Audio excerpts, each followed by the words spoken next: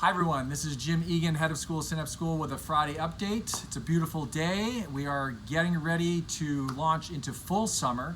The administrative team has decided they're going to go on break starting next week. No one's really here. It's just me and a few admin. We had our last meeting, our set of meetings yesterday, and we are now looking to have a break in terms of our leadership team.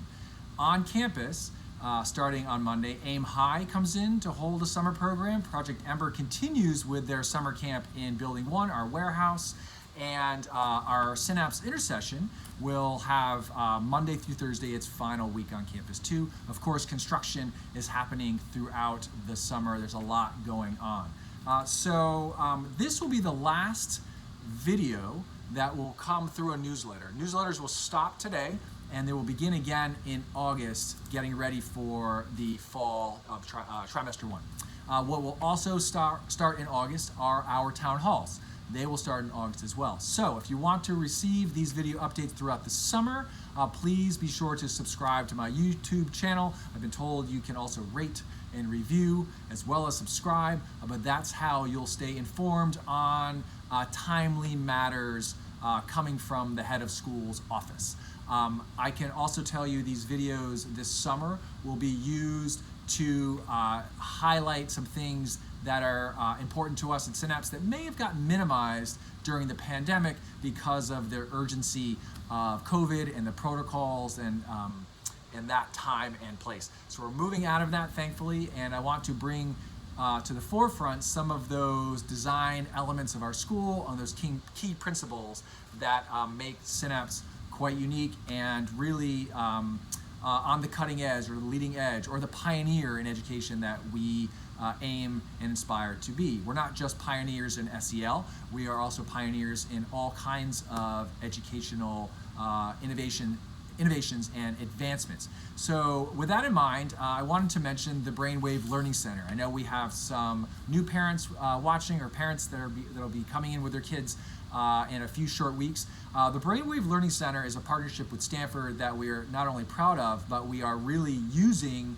in ways to make sure that teaching and learning at Synapse is amplified, right? And three major areas or themes that are important to us this coming year when we think of our Brainwave Learning Center and that partnership between researchers and practitioners, us being the practitioners, Stanford being the researchers, that we're looking at individual brain responses, how those responses and how those brain patterns change over time, and then reflecting, number 3, reflecting on growth in learning. I think it's really important for those out there who are Synapse parents and Synapse teachers who may be watching to understand that the BLC is not just about brain imaging. I had a meeting yesterday with a few people on the leadership team, as well as with Bruce McCandlish from Stanford. He's a neuroscientist and a professor in the School of Education at Stanford, and Liz Tamarian, who is also at Stanford part-time, but she's the director of our Brainwave Learning Center. Bruce and Liz discussed this. It's not just about brain imaging and the data that we collect from that, right? It's also about looking at how kids grow when we put them under certain educational challenges, right? We can put them through a challenge or a task and look at that growth over time.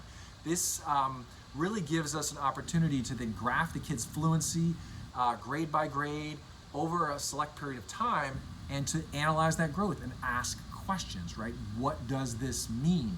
What are we doing as a school, and what are our teachers doing that perhaps is causing those images, right, to deviate or vary over time?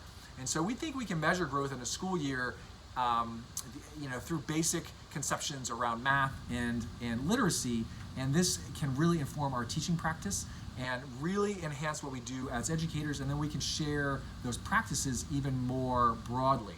I think it's really important to also point out that we've spent a lot of time the past few years looking at brain imaging and task orientation for the lower school, particularly kindergarten, first and second grade.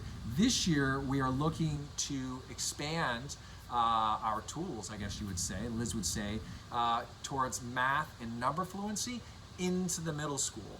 So for parents, it's going to be of paramount importance that you understand what we're doing, how we do it, the safety measures we put in place, how we collect data, how we store it. I know those things are really important.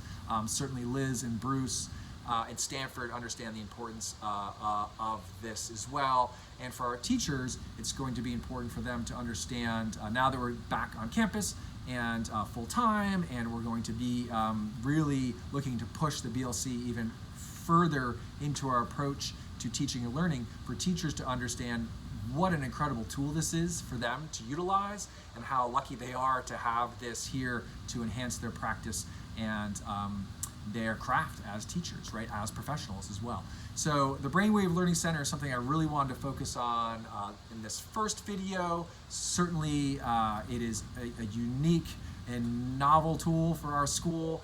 There are no Brainwave Learning Centers that I know of attached to a research university that are embedded at a K-8 school. I know of no partnership anywhere like this. We've presented this nationally and internationally, and we've heard feedback that says as much, like we're really doing something on the cutting edge. This is what we mean by leading edge academics, and using innovation to really drive our practice. So that's it for this update. Make sure you subscribe, and we'll be looking to have a little fun in these videos too, as you might have noticed earlier. Okay, take care everybody. See ya.